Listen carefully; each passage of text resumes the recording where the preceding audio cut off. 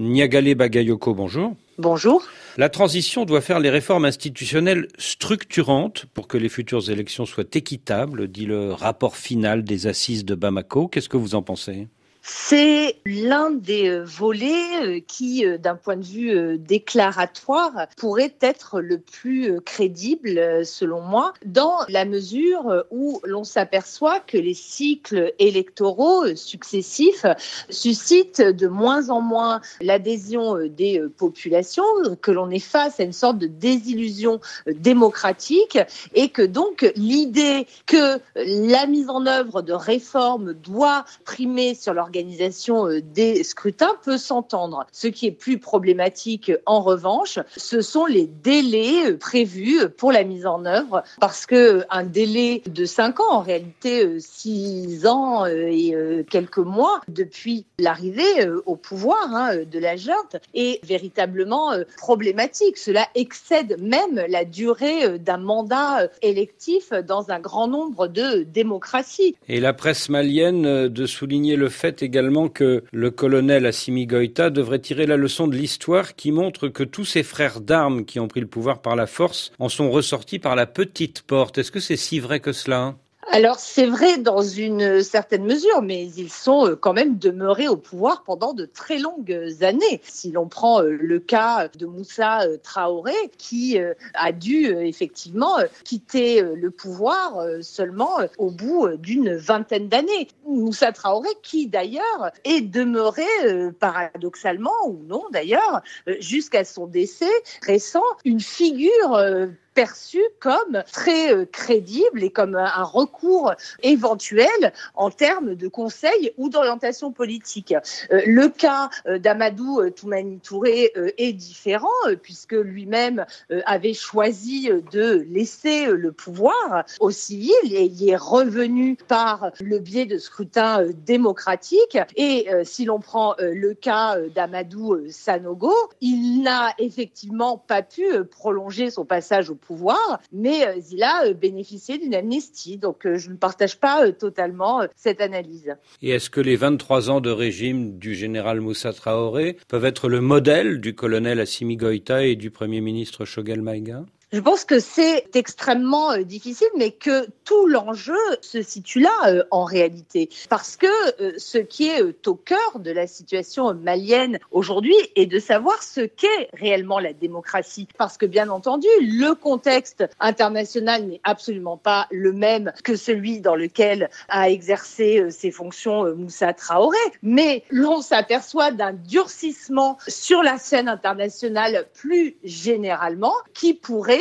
suggérer qu'en effet, des pouvoirs plus autoritaires s'installeront. Cela dit, aujourd'hui, à l'heure des réseaux sociaux, à l'heure où un certain nombre d'organisations de la société civile ont acquis une certaine liberté de parole, si ce n'est d'influence, il pourra, à mon avis, être extrêmement difficile de s'inspirer de l'expérience de Moussa Traoré. Alors ces assises de Bamako ont été boycottées par 2 grandes coalitions de l'opposition, mais malgré tout, est-ce que la junte et son Premier ministre Choguel Maïga ne bénéficient pas tout de même d'une certaine base populaire ? Il semble que oui, indéniablement. Ce qui caractérise l'actuel régime au pouvoir au Mali est à la fois une grande habileté d'un point de vue diplomatique sur la scène internationale, mais aussi la capacité à répondre à certaines des aspirations populaires qui ont provoqué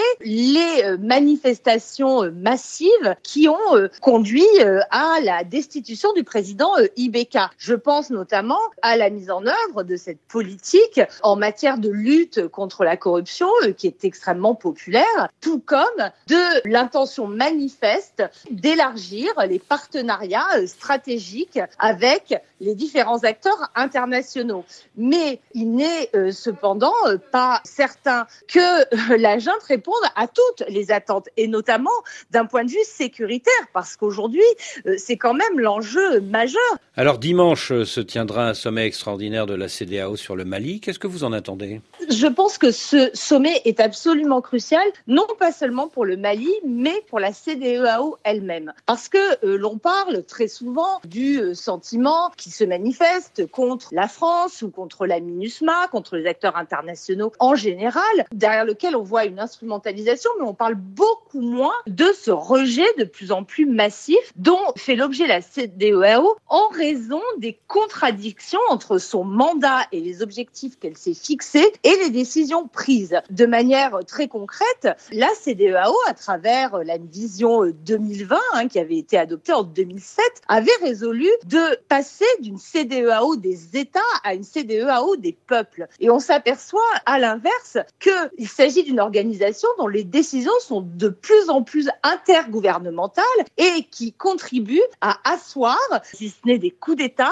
en tout cas des manipulations ou des changements constitutionnels qui sont peu conformes notamment au protocole de 2001 sur la démocratie et la bonne gouvernance. Donc il s'agira de voir dans quelle mesure ce sommet permettra à la CEDEAO de jouer sur cette ligne de crête extrêmement étroite entre des sanctions crédibles et qui puissent être efficaces parce que touchant au cœur du fonctionnement de l'État malien, sans se mettre à dos les populations maliennes ou plus largement de la sous-région. Donc vous êtes contre un éventuel blocus économique du Mali ? Toute la difficulté des sanctions économiques et précisément le fait qu'elles touchent avant tout les populations davantage que les dirigeants. La CEDEAO a adopté récemment des mesures qui touchent un nombre limité de personnalités. Enfin, quand je dis limité, un nombre qui est quand même relativement large, et cela de manière inédite puisqu'il s'agit de 150 personnes dont les biens et les avoirs et les possibilités de voyager ont été restreints. Mais on voit très bien que cela n'a absolument pas empêché les autorités actuelles de prendre des décisions qui vont à l'encontre des demandes de la CEDEAO. Donc, effectivement, les mesures les plus efficaces sont celles qui touchent le plus grand nombre de Maliens. Mais attention, parce que le rôle des opinions publiques, le rôle de la colère et de l'exaspération populaire devient, à mon avis, le facteur central de l'évolution actuelle de la gestion de la crise malienne et plus largement de la crise sahélienne. Et quelle est l'alternative à un blocus économique ? Il y a en réalité extrêmement peu de solutions. C'est là que l'on voit la problématique posée par tout le décalage entre l'arsenal institutionnel et juridique qui a été construit depuis les années 2000 dans le cadre de la CEDEAO et sa mise en œuvre. Si l'on regarde l'ensemble de ces textes, y compris le protocole dont je parlais, qui est additionnel au mécanisme de gestion des conflits lui-même adopté en 1999, aux différents codes de conduite des forces armées et de sécurité, tous les éléments existent d'un point de vue formel. Mais on s'aperçoit que leur mise en œuvre n'a finalement jamais véritablement été appliquée. Donc, que l'on se retrouve face à une situation dans laquelle les possibilités d'action sont extrêmement restreintes. Aujourd'hui, je crois malheureusement que l'on s'achemine vers des régimes davantage autoritaires, sans doute beaucoup moins respectueux d'un certain nombre de pratiques démocratiques, mais dont il ne faut pas croire qu'ils pourront s'éterniser au pouvoir, puisque, une fois de plus, je pense qu'il faut qu'ils répondent aussi aux attentes des populations dont l'exaspération pourrait aussi très rapidement les balayer. Et donc, en fait, vous prenez la clémence pour les dirigeants ouest-africains qui se réuniront dimanche prochain, c'est ça ?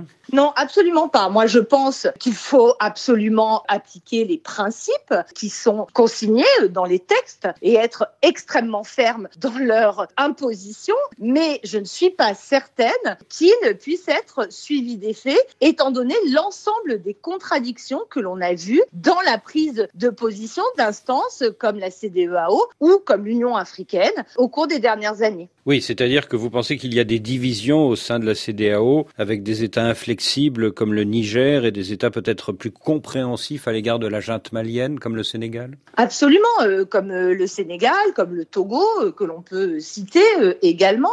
On voit très bien que le camp le plus inflexible n'est pas forcément majoritaire à l'intérieur de l'organisation. Et c'est là que l'on en revient à la logique intergouvernementale dont je parlais, où le type d'accession au pouvoir des différents présidents actuellement en place ne peut que peser sur les décisions qu'ils sont amenés à prendre par la suite. Et si la CEDEAO cède à la junte malienne sur cette transition de 5 ans, est-ce qu'elle ne devra pas céder aussi à la junte guinéenne ? Guinéenne, tout à fait, c'est à cela que je pensais. C'est pour cela que, à mon avis, l'enjeu de ce sommet est tout aussi important pour l'avenir de la CEDEAO elle-même que pour celui du Mali. Aujourd'hui, il en va de la crédibilité de tout ce qui a été construit pendant une vingtaine d'années, qui est mis à l'épreuve des faits, et il est attendu, effectivement, de l'ensemble des acteurs de voir s'ils sont capables de mettre en application les principes qui prônent pour leurs voisins de la sous-région, sans pour autant se les appliquer à eux-mêmes. Lors des travaux de conclusion des assises la semaine dernière, les Russes ont été applaudis à Bamako. Les Occidentaux dénoncent publiquement l'arrivée du groupe Wagner au Mali, mais sans annoncer le retrait de la force Barkhane ou de la force Takuba. Est-ce à dire que la junte au pouvoir à Bamako est en train de réussir son pari de faire cohabiter soldats français et mercenaires russes ? C'est là que l'on voit tout le danger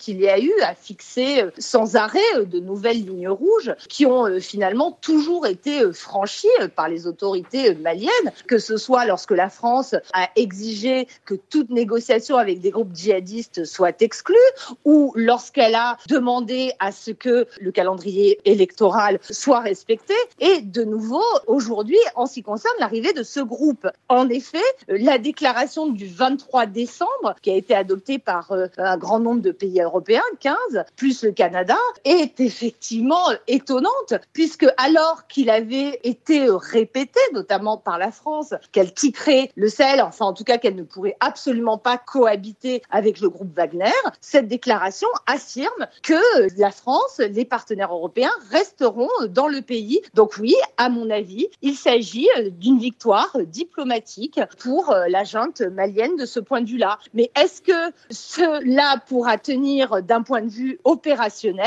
Là encore, on peut se poser la question dans la mesure où l'on voit très bien que le grand nombre d'acteurs sécuritaires internationaux d'ores et déjà présents sur place a eu les plus grandes difficultés à coordonner ses actions les unes avec les autres. Et l'on peut douter que cela s'améliore avec l'arrivée de ce nouvel acteur. Niagale Bagayoko, merci.